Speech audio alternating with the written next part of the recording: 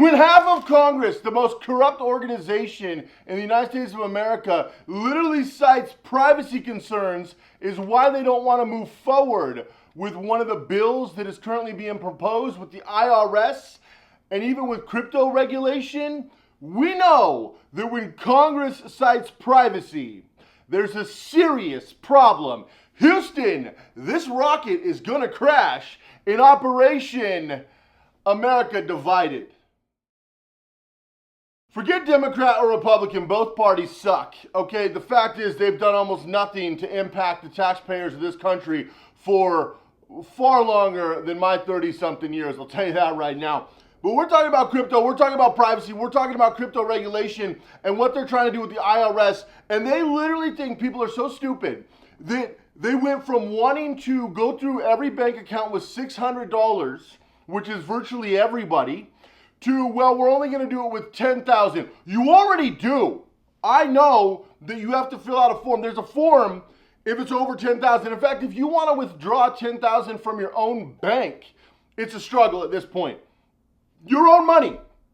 Now, when you put money in the bank, all you're effectively doing is giving the bank a almost zero interest loan. Now, how much money do you make on the money in your bank? Almost none. So that's all you're effectively doing. Then when you try to get your own money back, it's a disaster, right? Yeah, we all know that it is. Well, now we're in a scenario where the IRS wants to snoop on you with 10,000, but not a $10,000 purchase, no. 10,000 in accumulative purchases, which the average American, if they started this in January, would be to by February. Not the rich, like they keep trying to attack the rich if you make over 400 or 500 grand. No, this is the average American. In fact, most of this stuff is going to affect people who make under $65,000 a year. Studies have shown that like 85% of this is going to affect people that make under $250,000 a year. So basically everybody. Okay, and this is the problem with this stuff. And the Republican Party, namely Mitch McConnell, cited privacy concerns for a huge portion of the stuff in the bill. And then the president, who is completely incompetent, let's be honest, I don't care if you're a Democrat or Republican, the guy can't string one sentence together properly, and literally went out and lied to the American people and said that it's a tax cut and the bill pays for itself. That'd be a first in history. If we can figure that out, then we should have no debt in this country. A bill that pays for itself. It's trillions with a T. Okay, now when we talk about crypto and crypto regulation, which is coming down, and the Biden administration recently talked about having a crypto czar. Could you imagine? You've seen the people appointed in government on both sides. Okay, a geriatric retirement home at best. And they want to appoint a crypto czar? And is it going to be a 37-year-old Bitcoin millionaire or billionaire? No. Is it going to be a 52-year-old financial wizard, he or she, who's got massive finance? No. It's going to be some bumbling buffoon, most likely in their late 70s to early 90s. And they're going to not even know what Bitcoin is, let alone cryptocurrency. And they're going to be fumbling and bubbling around trying to, oh, well, this is free, but we tax this at 90%. So they have no idea what they're doing.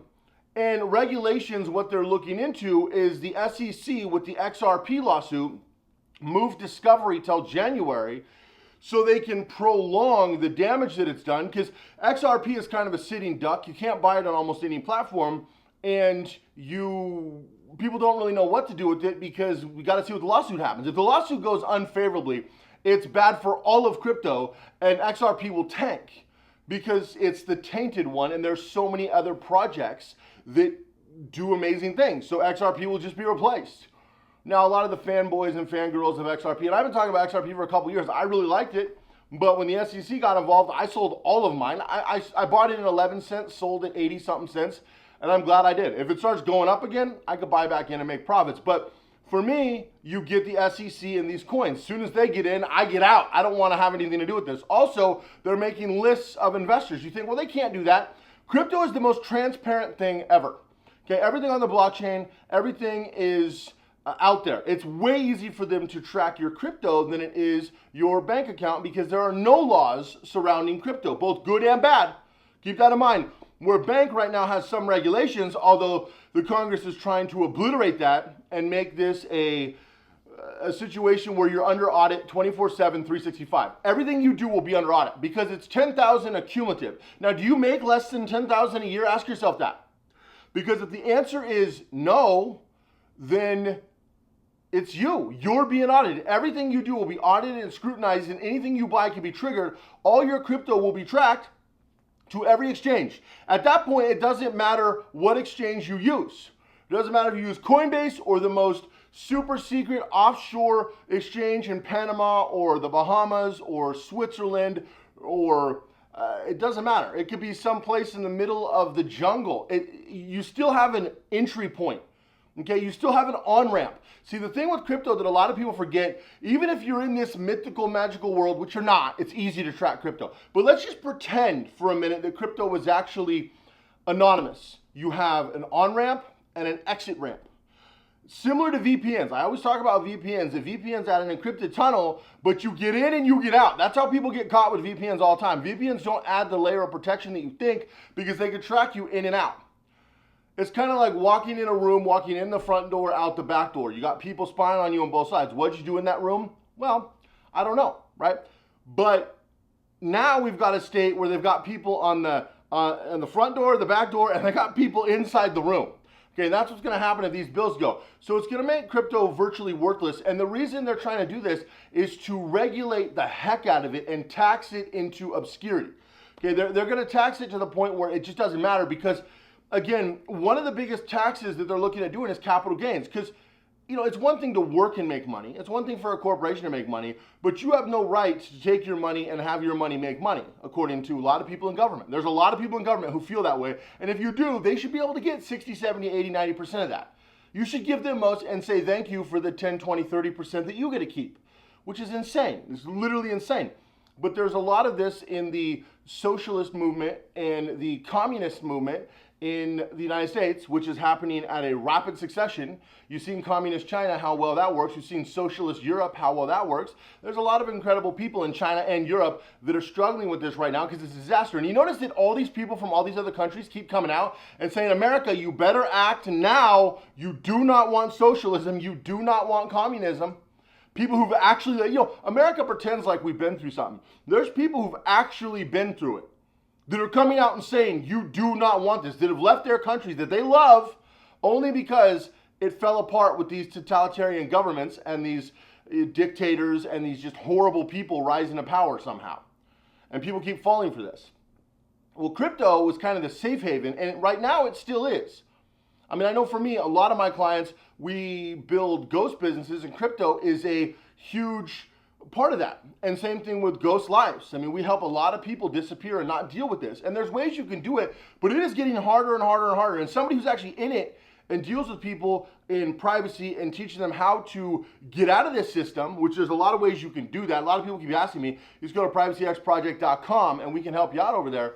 But the fact is, if you don't do something quick, whether it's for yourself or as a collective, we're not going to have the opportunity. You're just going to be stuck with FedCoin. And it's really weird to me that instead of trying to protect crypto, there's a lot of people who are trying to argue, well, the government can't do that. The government can literally make it illegal for you to own crypto. And in that second, you will never own crypto again, because are you going to go to jail over crypto? I mean, maybe you will, but 99.99% won't. Also, if they threaten legalities, you're out. Everyone's out. It's going to crash. And they've already talked about this. I mean, they're creating vaccine mandates. You think they care about crypto? Dude, you're out of your mind. The United States has done about 300 things that are not possible and are never going to happen in the last 18 months. You think they're not going to go against crypto? You're crazy. They're going to get all that money because they need that money. They need that crypto money to pay for these crazy ideas. They need to take a huge portion of that. They're going to tax the heck out of it. And they're going to make sure that they get the lion's share. And there's nothing you can do about it because it's built on blockchain and it's built, you got all these exchanges, they have no choice but to bow to the United States government, and they will, as we've seen every company in America do. It's always freedom until the government says one thing, and then look what happened. Look what happened. Worker shortage, nobody's working. Companies are confused to why they can't get anybody. You're seeing companies, nationwide that are shutting down just because they don't have enough employees. I'm seeing signs everywhere. Social media is littered with them. All over the country, companies are shutting down or there's fast food chains that are historically open 24/7, 365 that are open 4 or 5 days a week now. There's restaurants that are open a few days a week. There's manufacturing facilities that are trying to do 410s because they can't get enough people to cover shifts. They used to be open 5, 6, 7 days a week, around the clock, multiple shifts. They don't have enough people for these shifts. So it's this massive infight. But what it's leading to is more regulation and more lunacy and more misinformation. I mean, we literally have a president doing a misinformation tour. If you want these things, great. If you don't want these things, great. But the fact is, people have no idea what's going on. And this isn't a political thing. This is about your financial future and, whether it's bank, money, fiat money, which people keep saying people have been saying the dollar is going to explode for the last 50 years. The fact is, there is no end to the ways that the federal government can and will band-aid the dollar. The dollar is not going to collapse like people think anytime soon. Okay? Will it eventually? I mean, in theory, but we're nowhere near the dollar collapse. There's a lot of other industries that are going to collapse first. Real estate, that's way more likely to collapse. And then all these fake real estate millionaires on YouTube and TikTok are going to get destroyed. We've got a situation where the bond market can and will get destroyed. We can't even raise the debt ceiling properly. The bond market can get wiped out. The stock market is going to get crushed. Crypto is this weird thing that they can't manipulate. I mean, even the stock market can be manipulated easily. Crypto, they can't control, and they're finding that out more and more, so they want to regulate it. And the problem is, now, not only will they be able to regulate it from the exchange side, and again, it doesn't matter if you use Coinbase and Crypto.com, or you use a lot of other, offshore exchanges, which are the ones that I use and a lot of my clients use. I mean, I use Coinbase and Crypto.com. I have both those for basic, basic trades and basic stuff. I have Coinbase Pro, basic stuff. But you don't keep crypto there, you move it through. But now they're going to be able to just basically watch your bank account in real time and find out where all the money goes and follow every penny. And people say, well, tax evasion. It has nothing to do with tax evasion. This has nothing to do. They're going to spend more money than they're going to collect on tax evasion. They already know where the money's coming from. Unless it's illegal money, there's already 1099s, W-2s, there's already companies reporting money that goes through. That's the least of their concerns, okay? The biggest concern is control, so they can make sure they get the money, but most of all, control the people. You can see how they're trying to control the people worldwide right now. Worldwide. And you're seeing uprises in the United States, in Australia, in Italy, in actually several countries around Europe. You're seeing uprises. I mean, look at Canada, the great country of Canada. Look at even places in Mexico. There's places in South America, but the news doesn't even seem to cover it because it's just uprises everywhere. It's a disaster. And they're trying to regain their level of control, and the best way to control people is through the monetary system. So this is something that you want to keep in mind. Now, what can people do about this? Well, take your vote seriously. Understand who you're voting for. Now, if you want socialist programs, then this is good for you, okay? But I don't think you understand what you bargained for.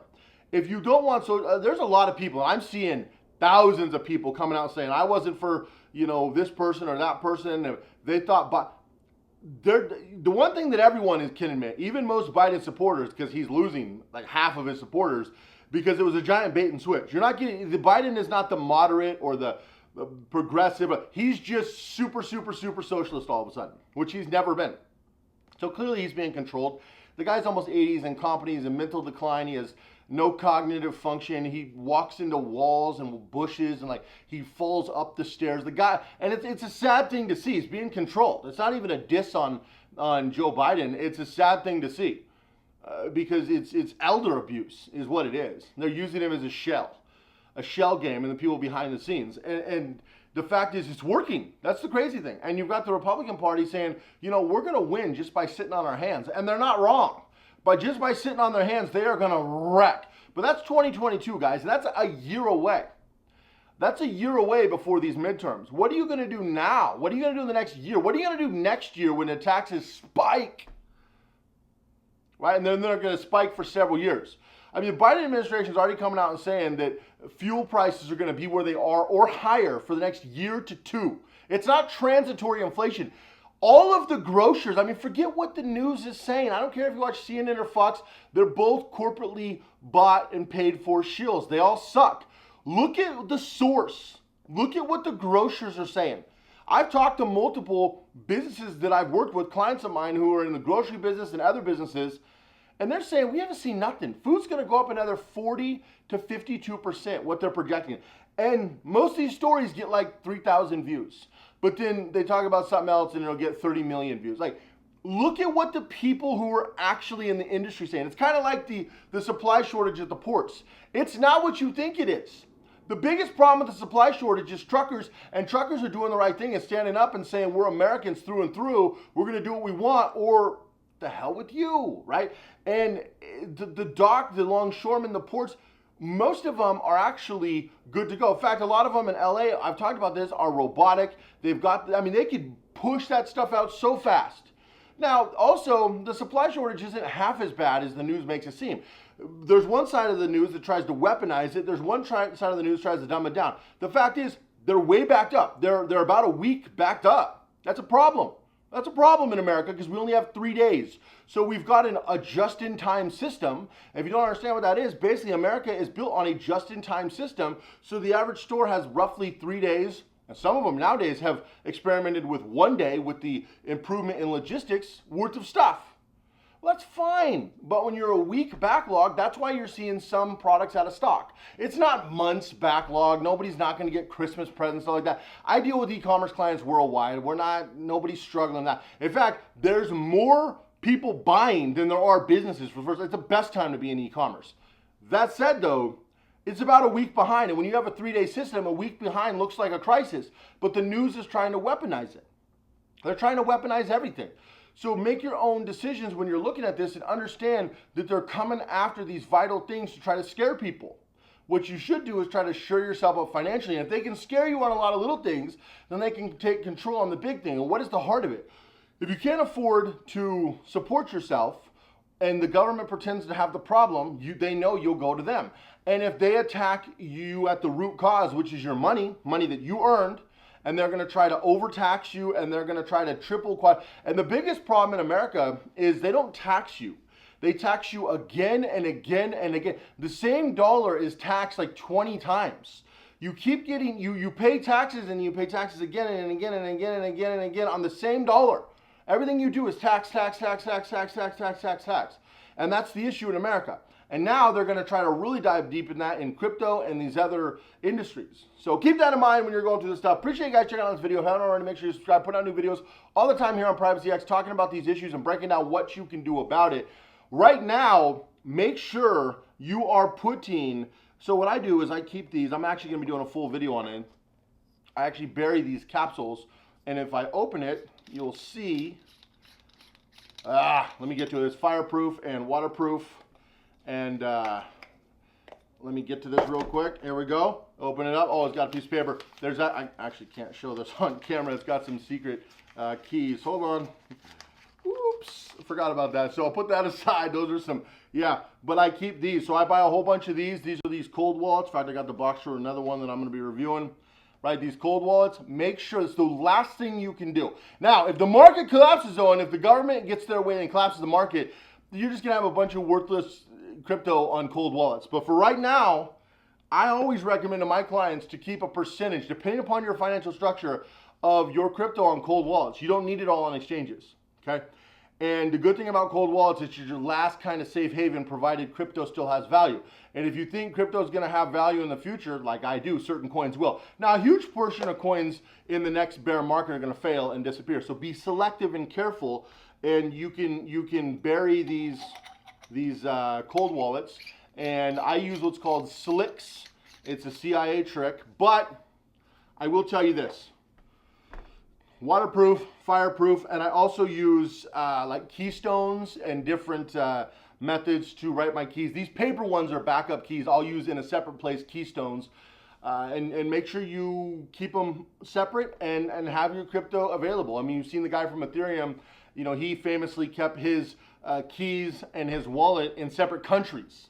That's a good move. It's a good move if you can go back and forth. Although, you know, with the pandemic, he got caught in the middle of that, right? Which is something that's never happened until it happens. So think these things ahead. Also spread them out. It's a good idea to have, you know, I mean, for me, I've got 5 to 7 of these that I use, right? So you spread them out. You put smaller amounts. Don't put it all on one wallet because things can happen. Spread things out. Get an actual system. That's what I would recommend because you've got to understand that these things are happening. Appreciate you guys checking this out. Give it a thumbs up. Subscribe if you haven't already, because putting out new videos all the time talking about how you can navigate this crazy system worldwide. Go check out privacyxproject.com. Appreciate your guys' support, and I'll see you in the next video.